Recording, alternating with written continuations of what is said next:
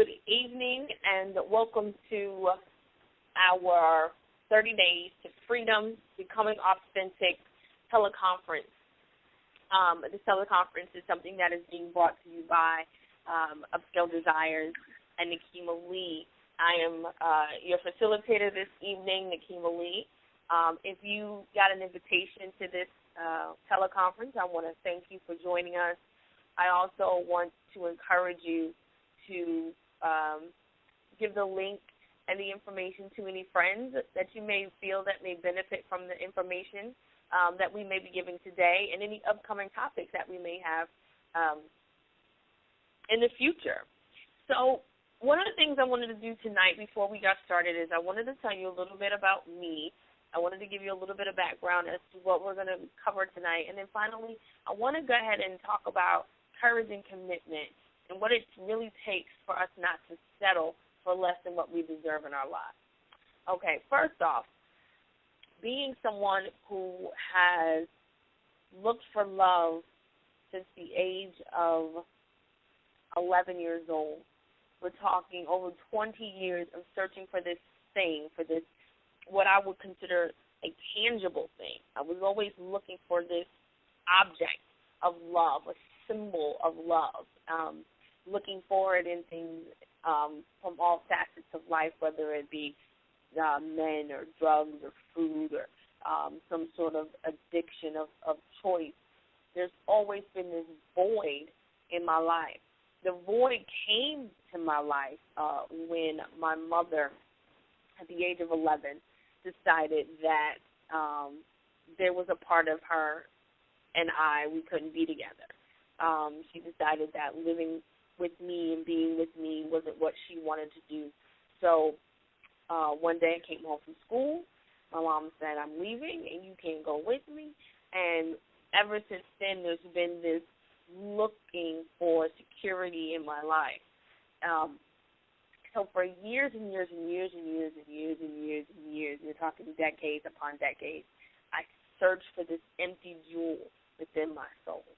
And it wasn't until 2008 where I was really starting to bury myself alive under the pain, under the hurt, under the sorrow. And, I mean, I'd been successful throughout the years. I had, tasted the better life, and I understood. I've gotten a great education. I was able to overcome some circumstances. But there was still this emptiness. There was still this vagueness, just this room full of nothing that was just filling my soul. And every single day I found myself trying to fill it, trying to satisfy this unforgiving thirst. So here we are in a marriage times 2, in my second marriage, and things are not working out. I'm going through financial hardship. I have this business, but it's not prospering like it should. It's not prospering like it should, and it's becoming, very hard to live. And I took all of that negative energy, and I kept playing this song in my head, "You're not good enough. You're never going to be good enough. You're not good enough. You're never going to be good enough." And I kept playing that song over and over and over and over again. And every day I would find myself going deeper and deeper into depression, deeper and deeper into sorrow, deeper and deeper into fear. And then so finally I decided that this is not what I wanted to do. This is just not a life that I wanted to leave anymore. I didn't want to do this anymore. I didn't want to breathe anymore. I didn't want to cope anymore. I didn't want to have to succeed anymore. I didn't want to have to do anything. So I took it upon myself to take my life. I took it upon myself to say, this is it for me. I quit. And in my unsuccessful attempt to take my life, I realized that it wasn't that I wanted to die. I just wanted to stop hurting. I wanted someone else to come in and rescue me. I wanted someone else to tell me that I was, great and I was good enough and I could do it. That's all I was really looking for. So I checked myself into a hospital, and I sat there for days, and it was on day 2 where I was on the floor and I was crying, and realized that there was this little girl inside of me, about 11 years old, who just needed to be loved. And for all of the things that I had poured upon her. I never loved her. And from that moment on, I knew I had to love myself. And not in the sense of, and when I say, I coach people on how to love themselves. They say, oh, well, I love me, and I buy myself things, and I love who I am, and I know myself. And I'm not talking about that superficial person that we show the world. I'm talking about that one deep, deep, deep within. I had to learn to love me. I had to learn to love Nikeema. I had to learn to love that 11-year-old. I had to learn to appreciate her. I had to learn that she wasn't at fault for what happened. I had to learn how to control my environment and my emotions. And it was through that process, it was through that rebuilding, it was through that reconnection that I realized that I was becoming authentic. I was becoming my real self, my true self, my authentic self. And it was been ever since then my mission to be able to share that, because living as I am, is the true me, is the most exciting, most amazing feeling in the world. There's no hiding. There's no hidden agendas. There's no fear. Everything looks bigger and brighter and bolder and more tangible and just scrumptious. I mean, you run out of adjectives to describe, the things that you feel.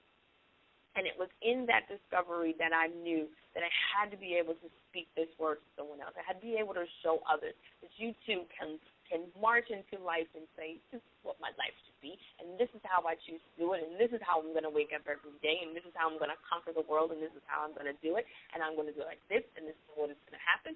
And when things don't happen according to how you do it, you understand that it is in the best interest of your life, and you move in that saying that it's not a mistake but a lesson. It's not a hardship, but it's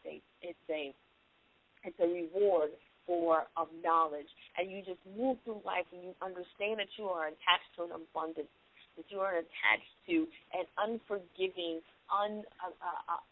unwielding, exactly. Like it's just so that such a huge, you can't really wrap a word around it because it's such an amazing entity, and that you are connected to that, and that there's nothing in this world that you cannot have. There's nothing in this world that you cannot be a part of. There's nothing in this world that you cannot create. And having that level of faith, like they said, the faith the size of a mustard seed, even when the hail is coming in, when the bills are piling up, when the lights are off and the notice is on the door, and the man walks out of your life or the girl breaks your heart, and there's these little things that happen and you're just like, I can't go on, I can't do it, I want to quit, and you just have that faith that you know that you know that you know that you know that you know that you know that everything's going to be all right. And when you can have that level of faith, just that little teeny tiny pinhead mustard seed of a faith that you know that you know that you know that you know that you know that everything is going to be all right, that you know that everything is going to work out, that you know it always does. And as you begin to look back at your life, you begin to see things. You begin to say, you know what? I made it through that. I made it through that. And see, this is a moment in my life when I didn't think I was going to make it. And I made it through that. And look at that. I remember making it through that. And oh, my goodness, I remember making it through that. And you begin to pile this list of the things that you've made it through. And you begin to say, you know what?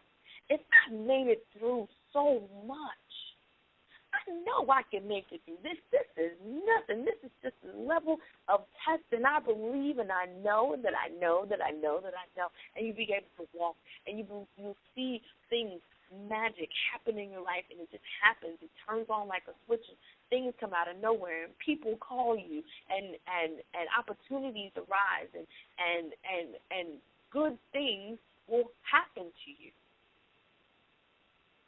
But sometimes we get afraid to believe in that little bit of faith.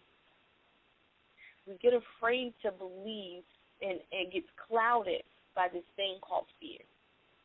And fear is just false evidence appearing real. Fear is simply an illusion. Fear doesn't exist.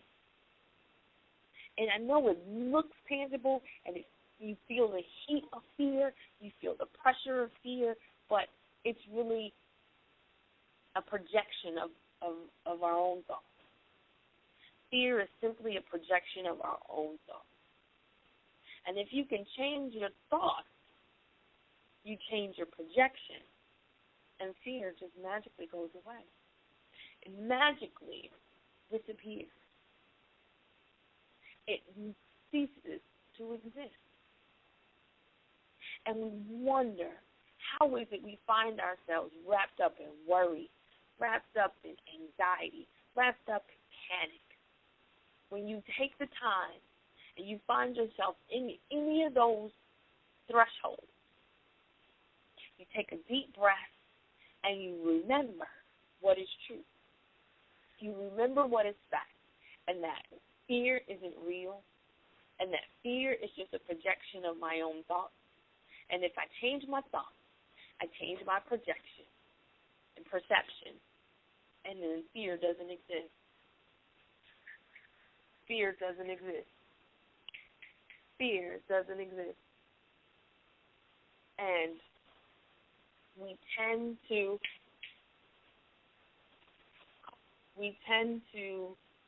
find the small things in life and harp on them, and we try to control them, and we worry ourselves with little things that, in a sense, don't matter. We can't change anyway because we're not willing to change ourselves.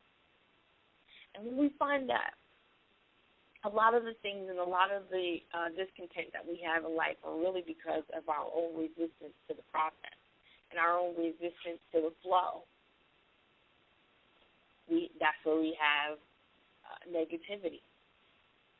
When we realize that if I just go with it, if I just believe in the process, if I just believe and have faith in the way things are going, take the necessary action and just believe and just have faith. And we do that. And it's good to do it once a day, and it's good to say, you know what, I got it, and we go to church on Sunday, and we get our hallelujah on, we get our praise dance on, and we can dance all night. Oh, and we get our Harlem Shake, and we do all these wonderful things, but then as soon as we walk out into the parking lot, we're worried about how we're going to get home on, you know, the gas ain't going to eat, and no money in our pocket, and no money in the bank, and not even $1 so that you can go in and get the cash and then just pay the balance when your check comes. We worry. And we worry about what we're going to eat that afternoon when we ain't got no food at home. And nobody's offering for us to come over their house. And we worry about how we're going to get to work tomorrow, because today is your last day of your bus pass. And we worry about these things. Yet we just spent 2 hours confessing that we believe in the process. We believe. We've got faith the size of mustard seed, but yet we never exercise. So how can we learn to live in the process, to live in the flow, to understand that things are just going to be all right? Just 2 things that it takes. I need you guys to grab your pens, grab your papers. I'm hoping that every time you come to our Becoming Authentic teleconference, that you bring a pen and paper, because it's definitely important. The 2 things that it takes is commitment and courage.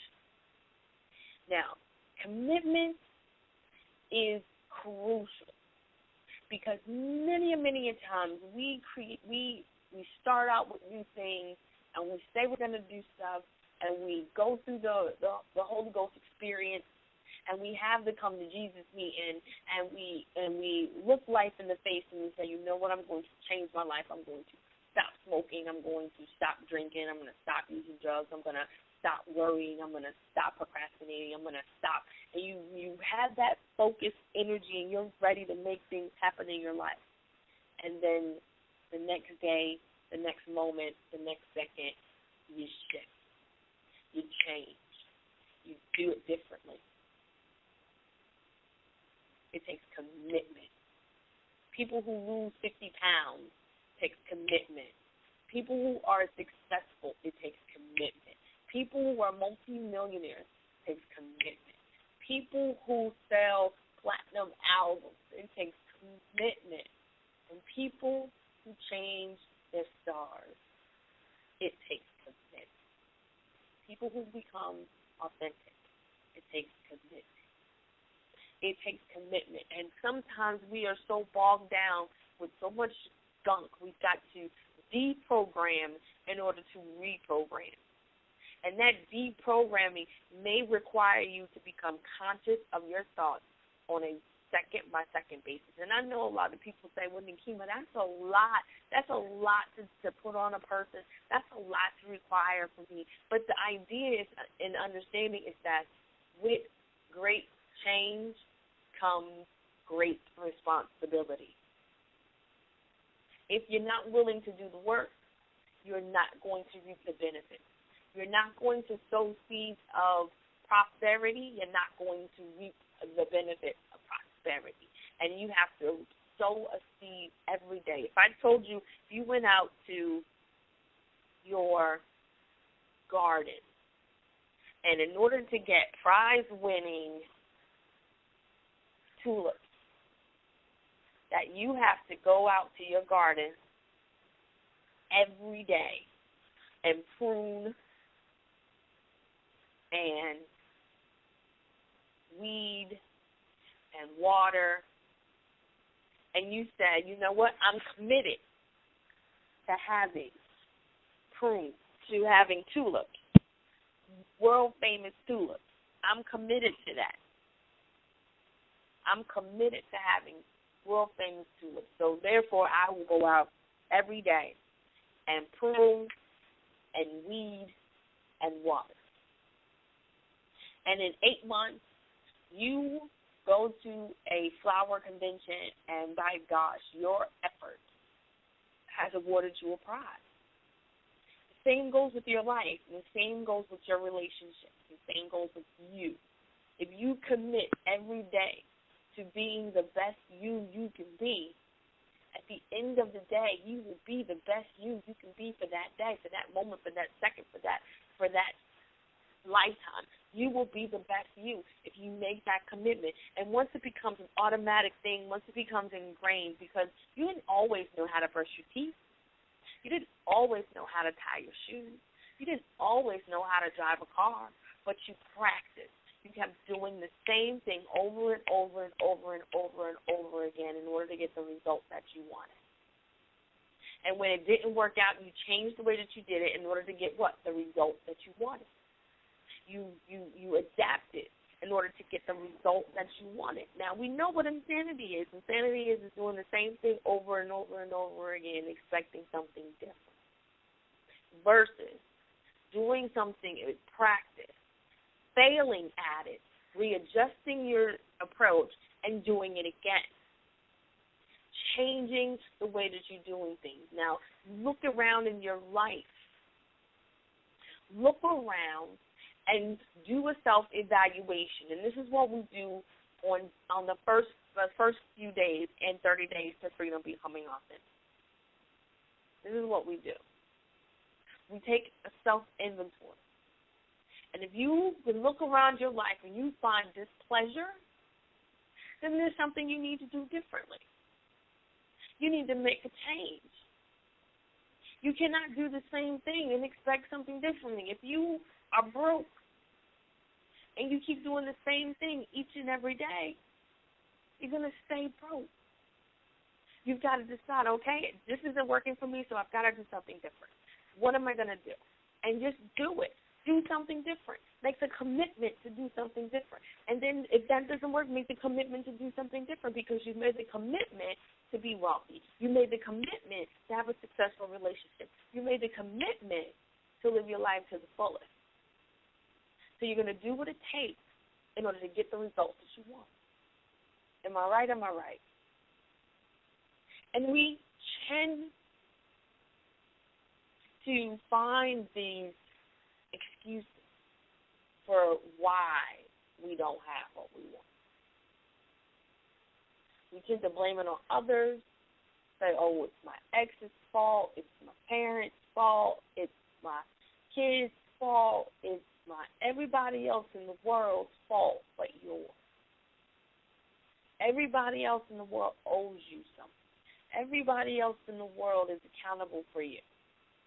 And if you continue to ride that wave, if you continue to ride that storyline, you're going to stay exactly where you are. If you begin to take personal responsibility for you and you only, you're bound to see the fruits of your own labor. You're bound to see it. You're bound to see it. It takes commitment.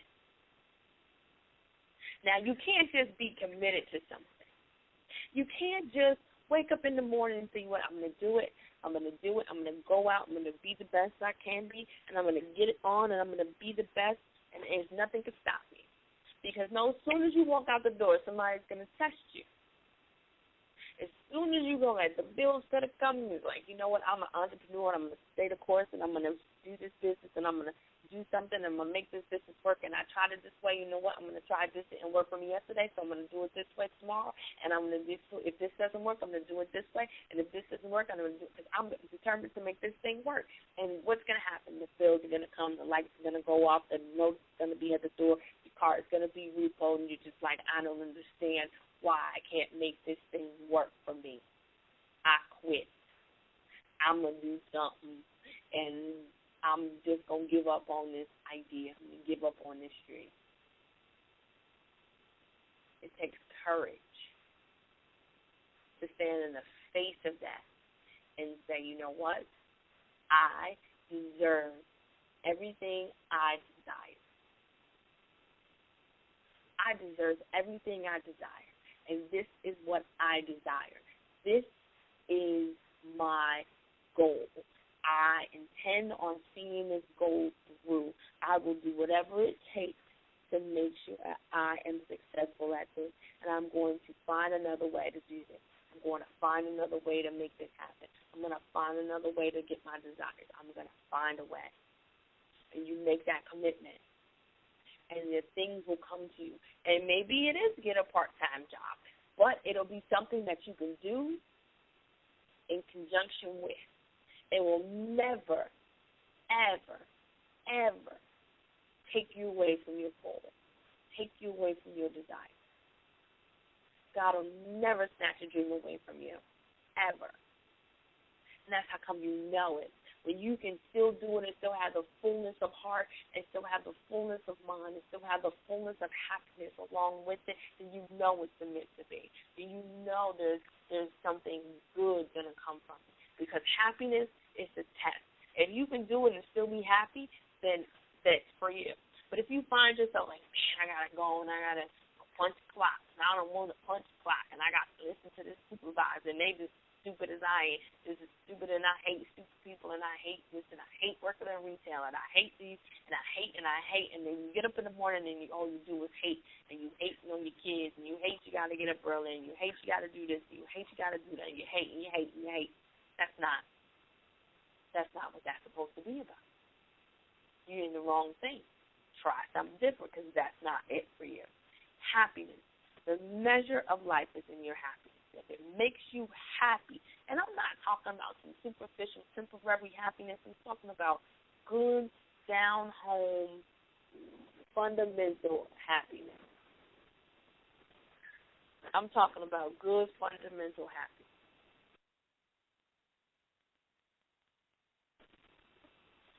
I'm talking about that good happiness. Things that make you feel free and in love and totally, full of life and joy.